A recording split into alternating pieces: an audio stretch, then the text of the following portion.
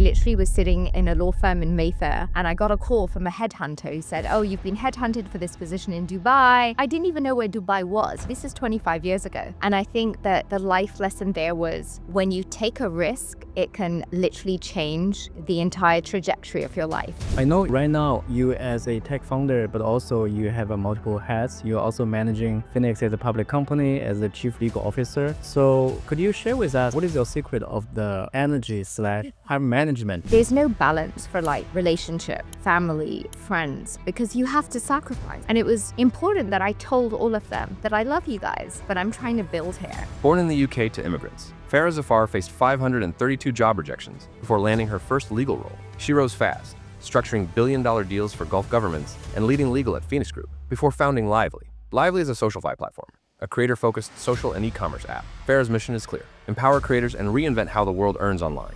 Failure or setback is God's way of moving you or shifting you to the path that you're meant to be on. I would also say to the younger generation that there is an importance of understanding that you have to believe in something bigger than yourself. Hello and welcome to Build It Up, where AI meets crypto, technology meets humanity, and the East meets West. I'm Bill.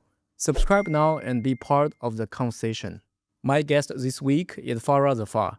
Farah is the co-founder and CEO of Lyvely, and also serves as managing director and chief legal officer at Phoenix Group, where she played a key role in the company's IPO. She was also named Web3 and Digital Finance Trailblazer of the Year, and featured in Entrepreneur Middle East Top 100 list. Farah, thank you for joining us.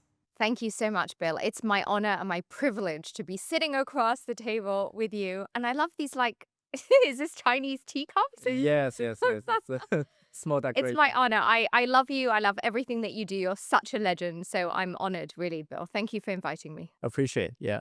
Let's get started. I know you are probably the first female lawyer in this region. And what is the story and how you ended up here, by early 2000, right? Yeah, it's a great story, actually. I mean, I think I've been in Dubai for like 25 years. And the story is one where life takes you on a journey and you can either take it or not take it. And I think that the decision to take it, I literally was sitting in a law firm in Mayfair and I got a call from a headhunter who said, oh, you've been headhunted for this position in Dubai.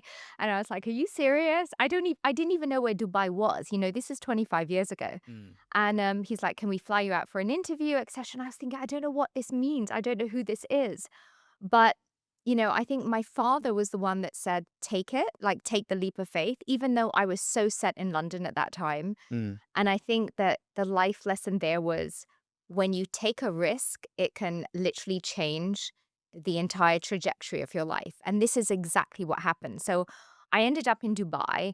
I ended up working for His Highness Sheikh Mohammed bin Rashid, the ruler of Dubai, in such an incredulous position and opportunity that I couldn't even have envisioned that opportunity. That was in the very beginning of the rise and rapid growth we're of talking Dubai, 2000, right? yeah. So it was, and then I arrive here and it's like, we had like the World Trade Center, Emirates Towers building and a couple of towers. So to literally see the magnitude of vision to execution as to what Dubai is today has been truly magnificent. And, I really consider myself so honored and so privileged that I got to run that journey. And of course, coming here at that time, I was, one of the first female, kind of corporate UK lawyers that came into Dubai, privileged enough to be working for His Highness.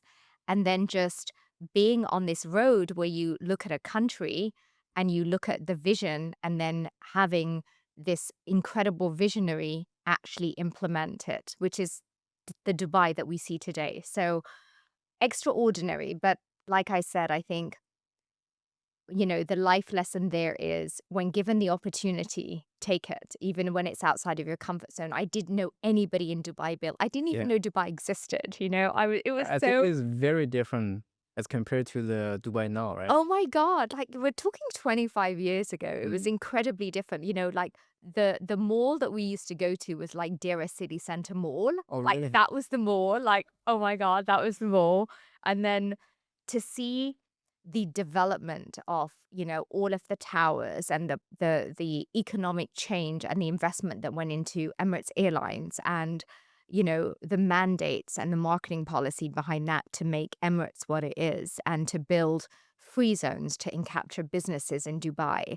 And then we started with tourism and then it was real estate. And to see this entire trajectory of economic vision take place before your eyes was truly, it's a gift. And I was so honored to be on that journey with Dubai. Yeah, I wonder, during the tenure you work along with His Highness, Yes. what is the most impressive achievement or project you have been through? Um, I think it was Project Dubai. It was literally seeing like, maps and visions of, what Medina Jumeirah was going to look like, what the free zones were going to look like, what the regulatory regime was going to look like, Mm, and then ultimately real estate and being part of this vision that was going to encapsulate the entire global market to come to Dubai. And at that time, Dubai being quite small, um, you never, even though it's quite small and it was just coming up on the map, you never once questioned the vision mm. of His Highness.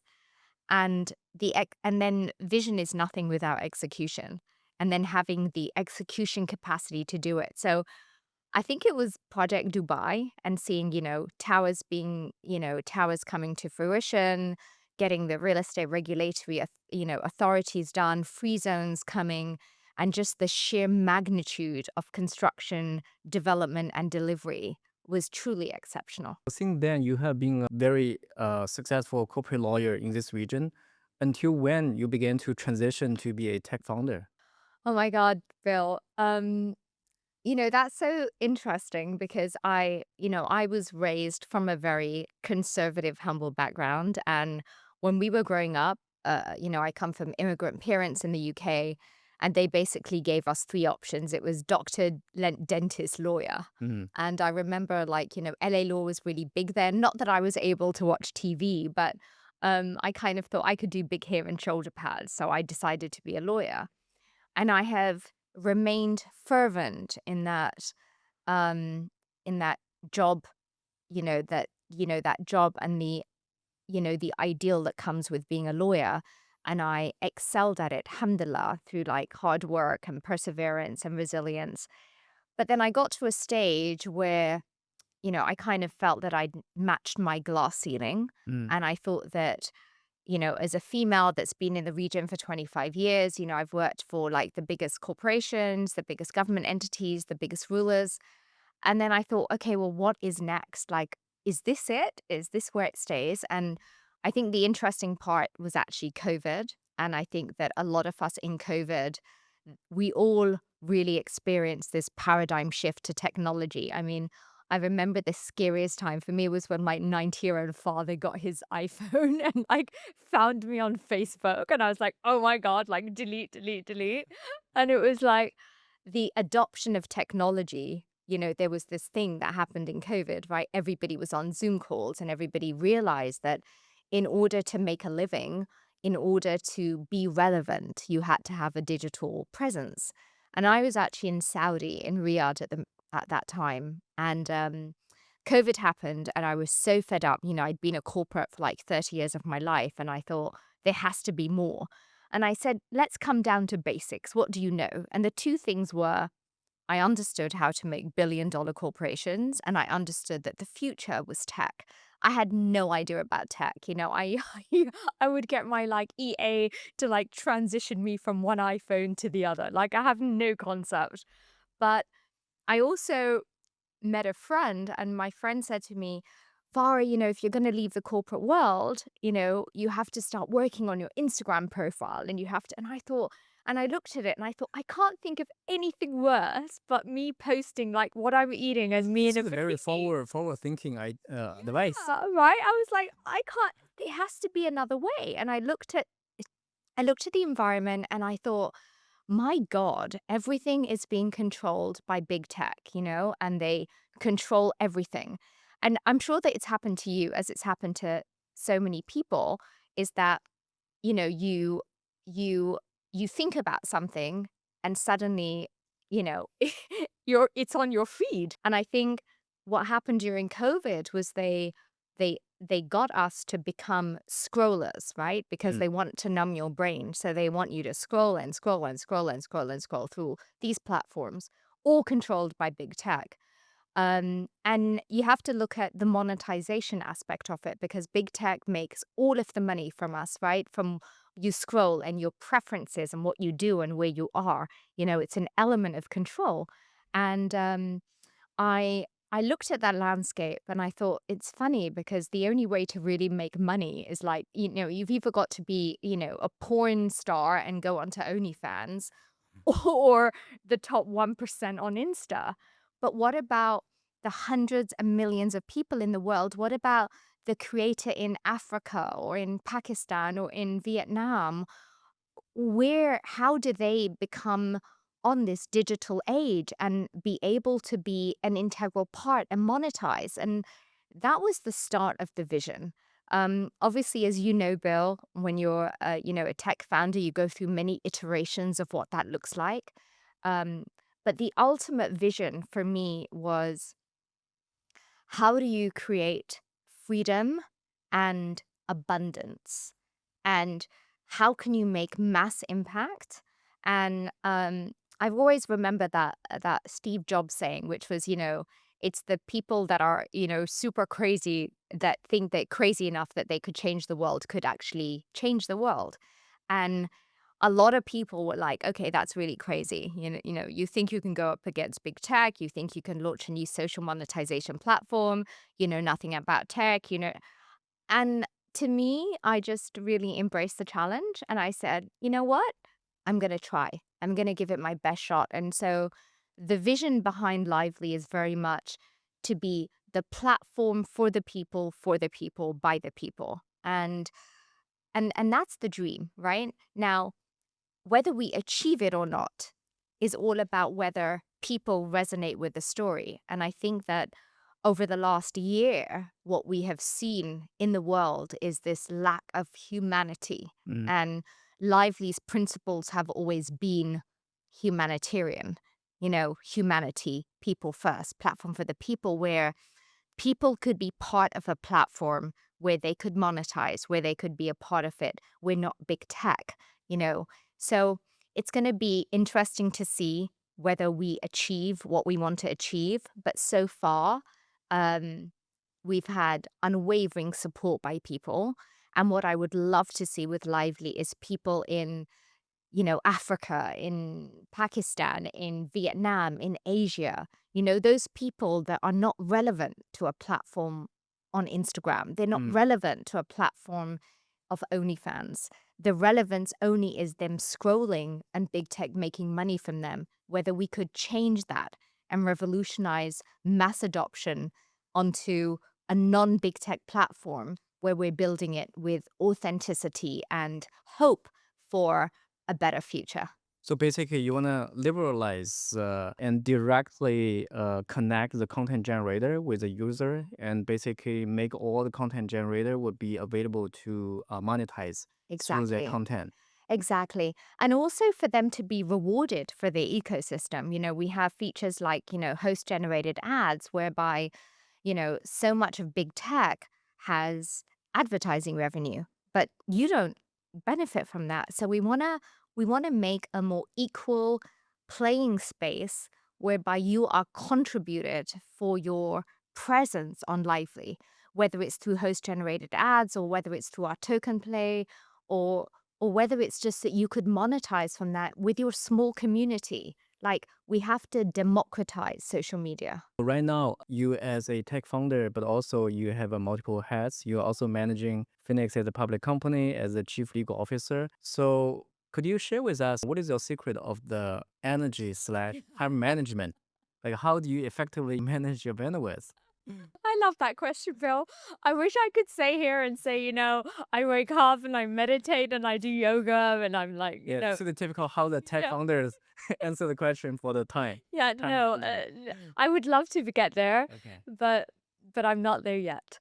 I mean, look, I wake up super early, 5:30, 6 a.m. I go to the gym every morning. I think I think the important thing is in the snippets of wakening up, I really do practice gratitude. Like I think gratitude is super important because I think it sets the pace. But I don't, like meditate and have my balanced life. I mean, there's no way. I work 18 to 20 hours a day. I wake up in the morning, I try and get 3, 4 hours in of Lively. I'm fortunate enough to have a driver and a car, but the reason I do that is so I don't waste any time. Mm. So I get in the car, I'm doing Lively. I get to Phoenix office, I'm doing Phoenix. I finish a full day at Phoenix, I get in the car, I'm doing Lively. I do Lively until midnight. I would love to say I sleep 8 hours a day. I do not. Am I burnt out? Yes. Are my weekends consumed by Lively? Yes. So I think at this stage, I I have to take the small wins, which is I would love to be more effective with time. Mm. And I always think, okay, could I reduce sleep to 3 hours? Could I do 4 hours? Could I be more effective in my morning? But, we're human. Unfortunately, I'm not an AI robot yet, but hopefully we'll look at that, having a little AI clone of myself. But I think, Bill, at this time, um, when you're building something and you're passionate about it, and you also have a full-time position that you're very passionate about, which is Phoenix, you have to make Mm. sacrifices. And the sacrifice that I make now is that I am consumed by building Lively, and I'm consumed with, my contribution to Phoenix. And then a lot of things you sacrifice Yeah. on, and that's okay. This is very authentic feedback. Instead of try to answer a question regarding how to balance, but your answer is there's No no balance. balance, right? None. You have to sacrifice. Yes. And another one I really appreciate would be a thing. In the end of the day, it's passion. Like passion Yeah. sort of motivate you to sacrifice instead of try to balance. Yeah, and it's so funny as well, Bill, that you should say this because I actually have a lot of really close friends and family. And I almost told them, like, there's no balance for like, relationship, family, friends, because you have to sacrifice. Mm. And it was important that I told all of them that I love you guys, but I'm trying to build here. So either you know, embrace the journey Yes. or you don't. And I was fortunate enough that everybody did embrace the journey, but there is zero balance in my life. Mm. I mean, even coming here, I was hoping I would get like 20 minutes this morning to like prepare for this podcast. And it was manic. Like you wake up every day and there's fires to pull and there's so much that needs to be done that needs your attention. And I'm also the kind of person that I'm very much a perfectionist Mm. that I need to change, but it hasn't changed in, you know, how long. I'm not going to tell you my age, but so it's not going to change now. But there is no balance. I would love to get to a position where there is, but that will only happen when Lively is at the place where I believe it should be. Yeah. And how do you envision Lively in next 3 or 5 years? So, in 3 or 5 years, I do believe that Lively will globally compete with the biggest players. And our strategy very much right now is emerging markets. And I believe that, and I believe it fervently. But in order for that to happen, it needs a lot of faith and it needs a lot of vision and it needs a lot of hard work. And it also, in addition to all of that, needs the people to endorse the platform. And this goes back to what I said, Bill, is like we're building a platform for the people. So this is not a selfish endeavor. Um, this is for the people. So ultimately, it is for the people to think that if I have made a commitment with Dave, who's my co-founder, as you know, and with support like incredible people like yourself and others, if we build a platform for the people have to embrace it. Mm. And so ultimately, we're going to see whether the people embrace a platform that is built for them or they simply want to be robots and big tech. And That is the vision, but it's about the people.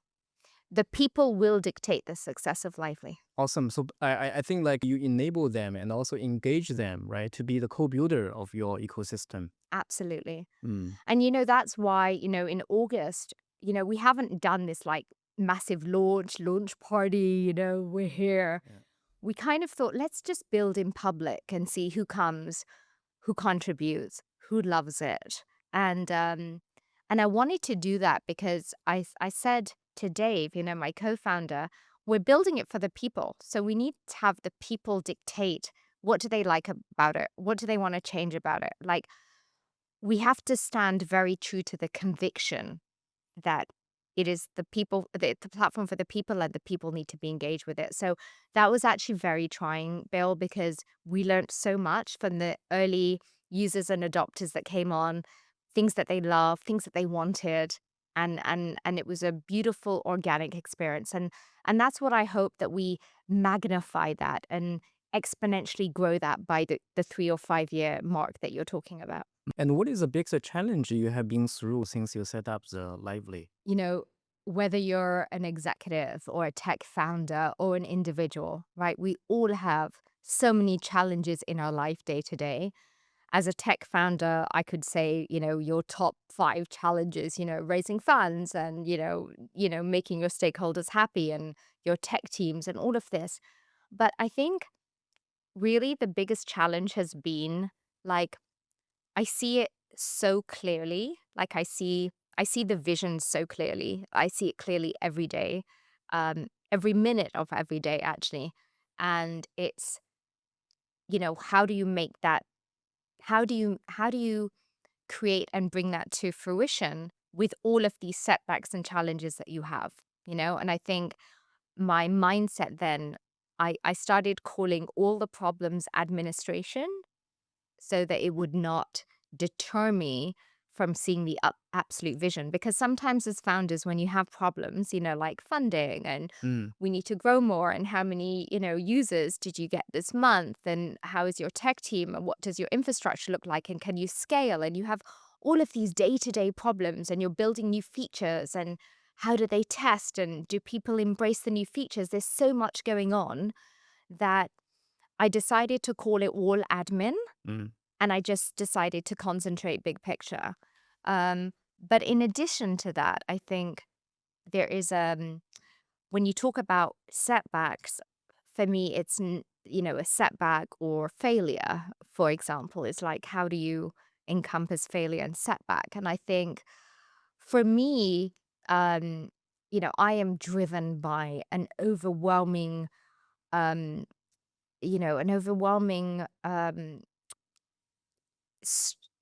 my strength comes from faith. So, this overwhelming desire of faith. And therefore, when I have a setback or when you have failure, and of course, I've had not only in my journey with Lively, but in life, people look at us sitting here and they probably think that you and me have never had setbacks or failure. Life was so sweet and everything was so great. And I just got here and I sit here and like, are you serious? Like, I come from like, an immigrant family that moved to the UK. We had zero money. Um, I never watched television. Your I parents doesn't allow? Sorry. Your parents doesn't allow you watch No, television? no, I never watched TV. I would go to like Fame was this show in, and it was like really, it was like a dance, people in a dance work studio or something. Fame. It was really big when I was growing up.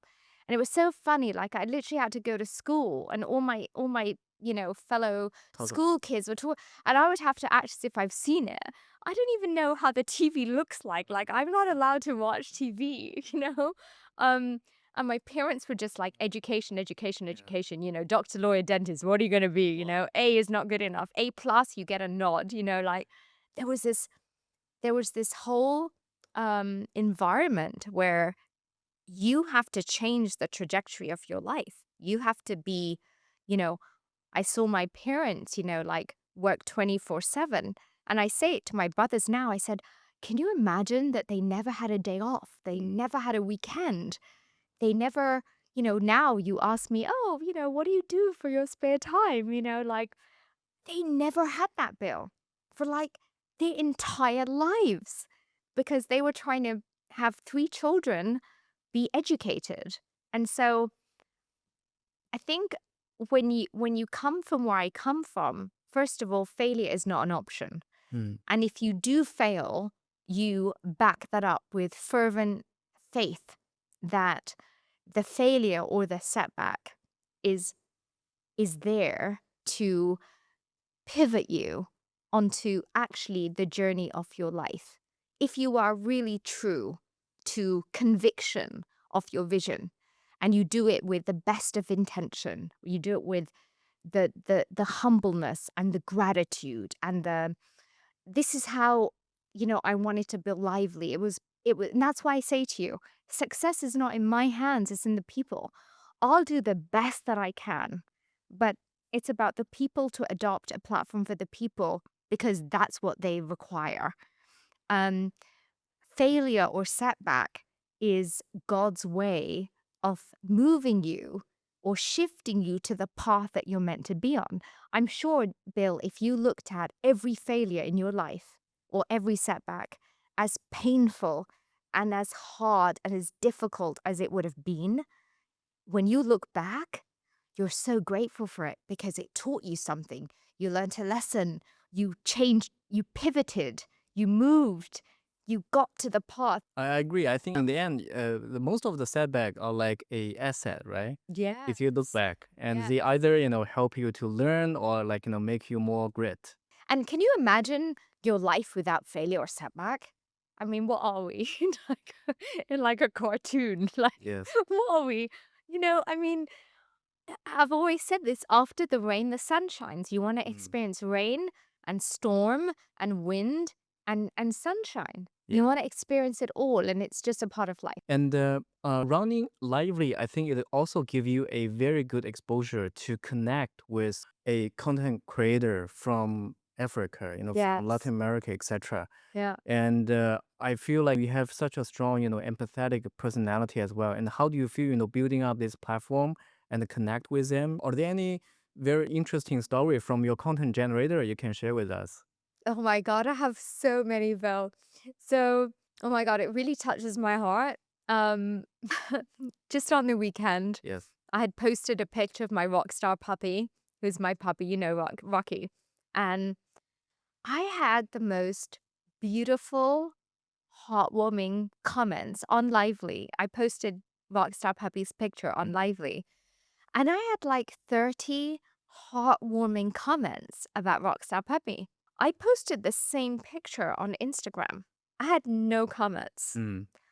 And it was this moment where I felt that we are we are in the right space in Yeah. the right moment in time. Yeah. And So I your community on Lively, I mean, it's way close, right? It's yeah. like the real community. Yeah. Instead of Instagram, it's like a poster. You just post it to the strangers, Yeah, etc. and it's just likes, likes, likes, Yes. views, views, views. No, this is really authentic. Mm.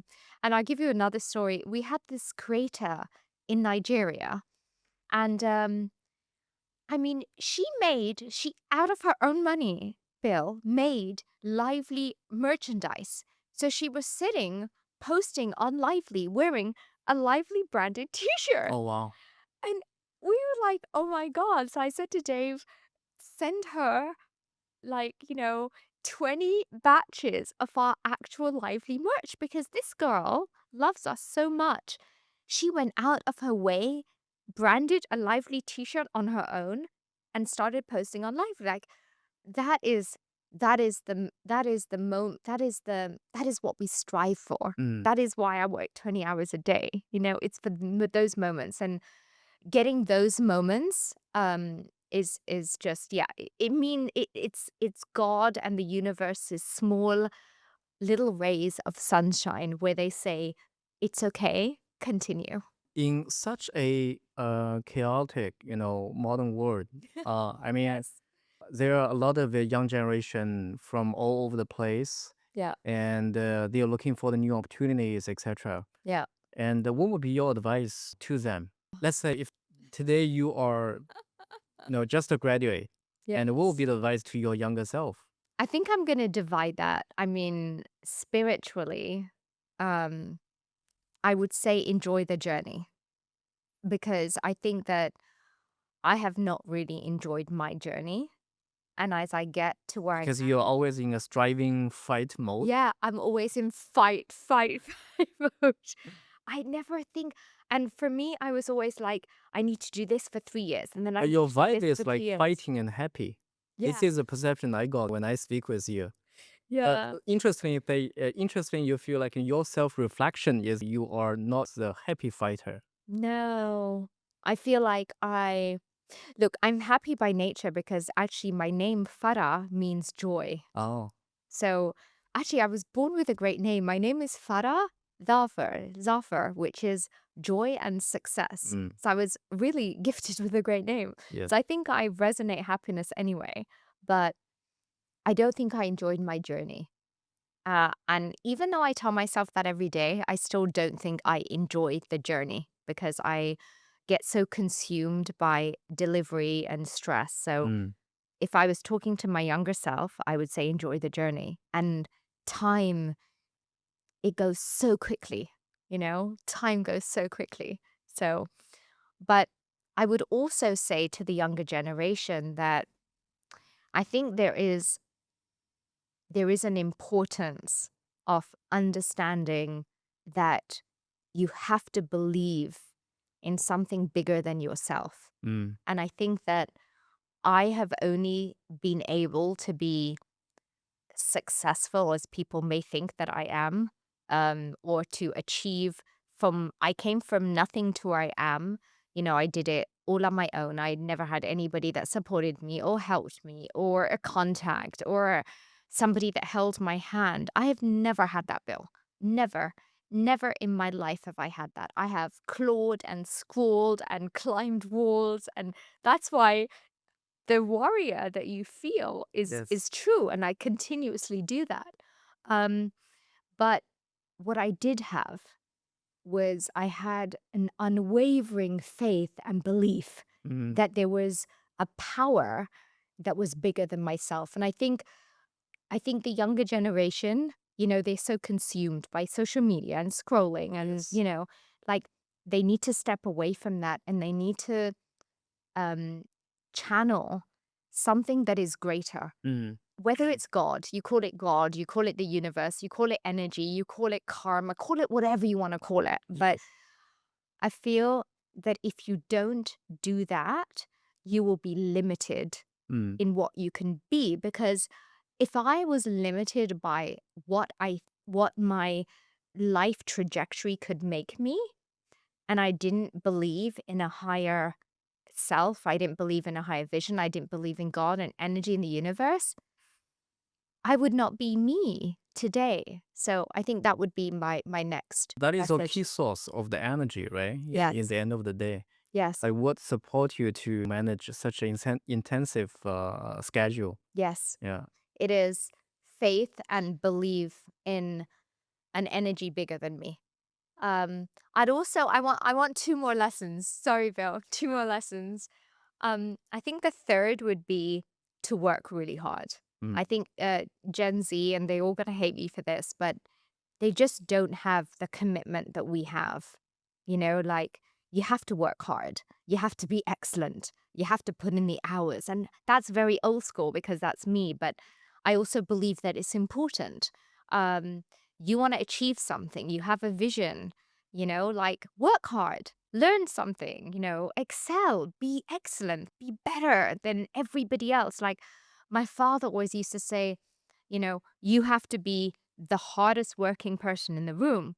You have to be excellent. And if you are the hardest working person in the room and you are excellent, then you will succeed. And Bill, I have to tell you, even up till this day, where I've excelled at my, legal career, I've excelled at being a corporate executive. I prepare for everything. Like even you're last still very night, hands-on. last night I was like trying to prepare for this podcast. Like, what is Bill going to ask me? What am I going to say? How is it going to be? I was up till like 2 a.m. this morning, Oh wow. stressed out about this podcast because I was like, I need to prepare. Then I was like, okay, I'll prepare in the car. And then 500 other things happened. And what I'm saying is, I like to prepare. Mm. And I think preparation, combined with hard work, and then you have an opportunity, then you're ready. And I think the fourth thing I would say is embrace AI because AI is a beast right now, Yeah. you know? And every time I'm on ChatGPT, I'm like, oh my God, you rock this. Yeah. And I think, yeah, the new generation has to embrace all of I, those. I I think your advice have a very beautiful balance between different metric. Oh, You suggest the young people to use AI as much as possible, yes. but also, having strong faith is nothing, can be replaced by AI, right? No. And you have to have a strong faith, believe something, superior, regardless is God or, someone else, but Yes, also like, try to utilize the technology in your daily life. So I think exactly. that is a very well, balance because, AI in the end of the day will not give you the faith when you come across a bit setback. Exactly. Yeah. Exactly. And AI, can provide, a very good IQ enablement, but, they cannot build up the strong heart for you. It's all about the heart. And also like, but that one I think is difficult. Even, to me it's difficult to balance between hardworking and happy, right? It's Because hard. you enjoy the journey and also you have to hardworking. Yeah, I It's think, so hard. yeah, it's like full advice, but also like, very, very, Very difficult. yeah, challenging balance, I think. Yeah. I struggle with it every day. Yeah. I can manage the AI chat GPT bit and I can manage the universal force, but happy, work hard, sacrifice.